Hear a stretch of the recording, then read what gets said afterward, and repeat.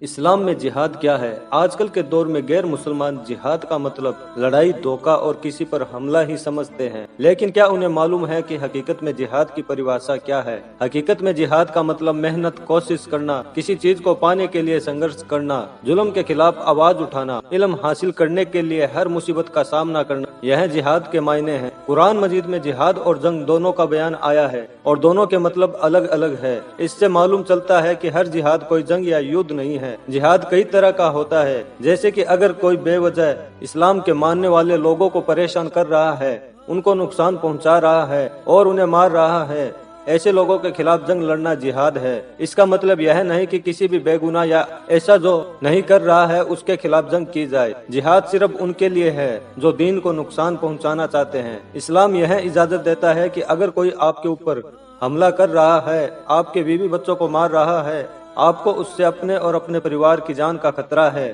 تو آپ ایسے لوگوں کے خلاف جنگ کر سکتے ہیں اور اپنا اور اپنے دین کا بچاؤ کر سکتے ہیں۔ ایک اور ادھارن لیتے ہیں کہ ہمارے دیش کے سینکوں کو پڑوسی ملک کے ظالم سینک مار دیتے ہیں، ان پر بے وجہ ظلم کرتے ہیں، تو ایسے ملک کے سینکوں کے خلاف جنگ لڑنا بھی جہاد ہے۔ حالانکہ ہمارے دیش اور کئی دیشوں میں ایسے ظلم کے خلاف قانون بنے ہیں، ہمیں پہلے اسی کی مدد لینا چاہیے۔ لیکن اگر قانون کسی سمے میں آپ کی مدد نہیں کر پاتا ہے تو آپ ایسے ظلمی لوگوں کے خلاف آواز اٹھا سکتے ہو، جیسا کہ کئی مرتبہ کچھ حملے اور ایسی گھٹنائیں اچانک ہو جاتی ہے۔ ایسے سمے میں آپ ہی کو اپنی جان بچانے کے لیے دشمنوں سے سامنا کرنا پڑتا ہے۔ ایسے سمے میں اسلام اجازت دیتا ہے کہ آپ ایسے موقعوں پر دشمنوں سے لڑے اور ان کا سامنا کرے۔ اس کی اجازت صرف اسلام میں نہیں بلکہ کئی اور دھرموں میں بھی ہے۔ یہ بات کہی گئی ہے، اگر ظلم بڑھتا ہی جا رہا ہے اور کوئی راستہ نظر نہیں آ رہا ہے تو انہیں روکنے کے لیے جنگ کر سکتے ہو۔ اسلام نے جہاد کی اجازت کب دی؟ اس دور میں مکہ میں رہنے والے مسلمانوں پر ظالم بہت ظلم کر رہے تھے اور وہاں کے مسلمان اس ظلم کو برداشت کر رہے تھے۔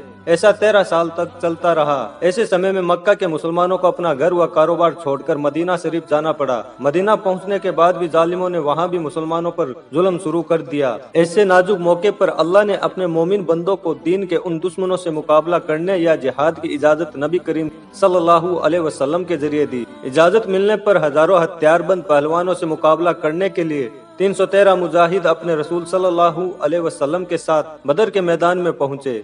یہ اسلام کی پہلی جنگ تھی اور اس جنگ میں آپ کی فتح ہوئی تھی۔ اللہ کے رسول نے تلوار کے زور سے کبھی اسلام نہیں پھیلایا بلکہ دنیا کو تلوار کے استعمال کا سلیقہ سکھایا۔ انہوں نے بتایا کہ ظلم کو روکنے کے لیے کبھی کبھی ہتھیار اٹھانا ایک ضرورت ہی نہیں بلکہ فرض بن جاتا ہے۔ آپ نے فرمایا کہ جب ظالم انسانیت اور دھرم کو نقصان پہنچانے لگے اور انسانی جان مال کی کوئی قیمت نہ رہ جائے، ایسے نازک وقت میں صرف ظلم کو دیکھتے رہنا اور گھروں یا عبادت گاہوں میں پناہ لینا کوئی سمجھداری کی بات نہیں ہے۔ ایسے موقع پر ظلم کے خلاف میدان میں اتر جانا اور ظالموں کا صفایا کر کے پوری دنیا کو سکون اور چین کا ماحول دینا ہی انسانی فرض ہے۔ اسلام نے صرف ایسے موقعوں پر ہی جہاد کی اجازت دی ہے۔ آج کل جو دیکھنے کو ملتا ہے کہ کچھ گروپ کے لوگوں نے اسلام کے نام پر بے گناہ کچھ لوگوں کا گلا کاٹ دیا، عورتوں پر ظلم کیا، ان کے ساتھ غلط برتاؤ کیا۔ ایسے کاموں اور ایسے لوگوں کا اسلام سے کوئی لینا دینا نہیں ہے۔ جو لوگ پیغمبر صلی اللہ علیہ وسلم کے بتائی باتوں کے حساب سے ظالموں سے لڑتا ہے وہی اسلام میں جہاد ہے۔